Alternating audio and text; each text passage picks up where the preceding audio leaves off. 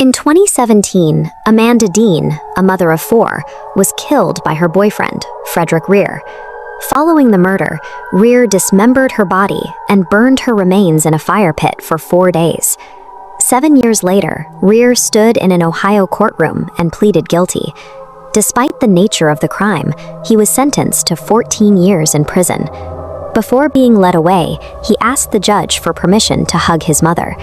The contrast between the brutality of the act and the length of the sentence raises a fundamental question about how the justice system calculates the value of a life. This 14-year term is the calculated result of a specific legal timeline and a series of statutory constraints that began long before the trial. The investigation into Amanda's disappearance stalled the moment it began. In July 2017, her family reported her missing, fearing for her safety on Reer's property. The local sheriff responded by telling the family Amanda was safe in a shelter. Based on this unverified claim, the department called off the search and closed the case file.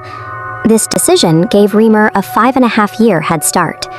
While the case sat dormant, the physical evidence of a homicide, the cabin, the mattress, and the remains, was systematically erased. The case only reopened in late 2022, after the family enlisted the help of the advocacy group Cleveland Missing and the Ohio Bureau of Criminal Investigation.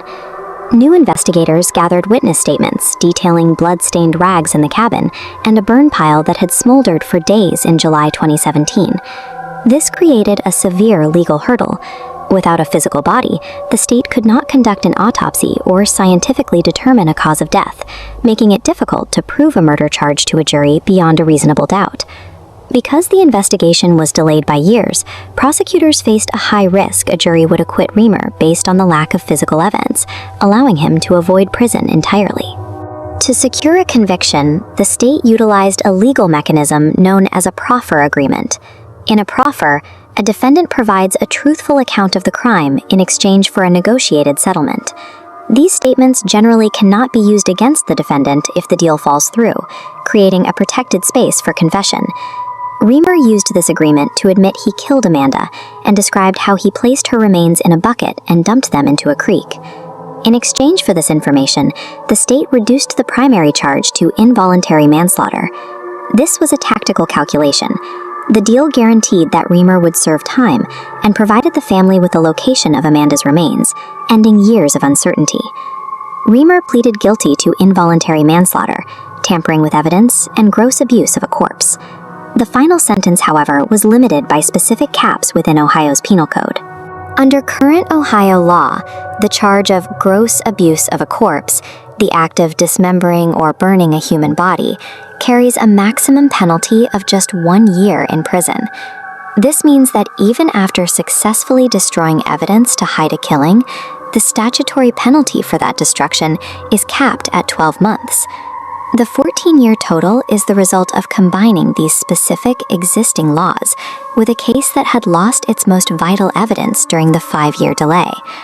Rather than accepting the outcome as final, the Dean family began working to change the statutes that limited Reer's sentence.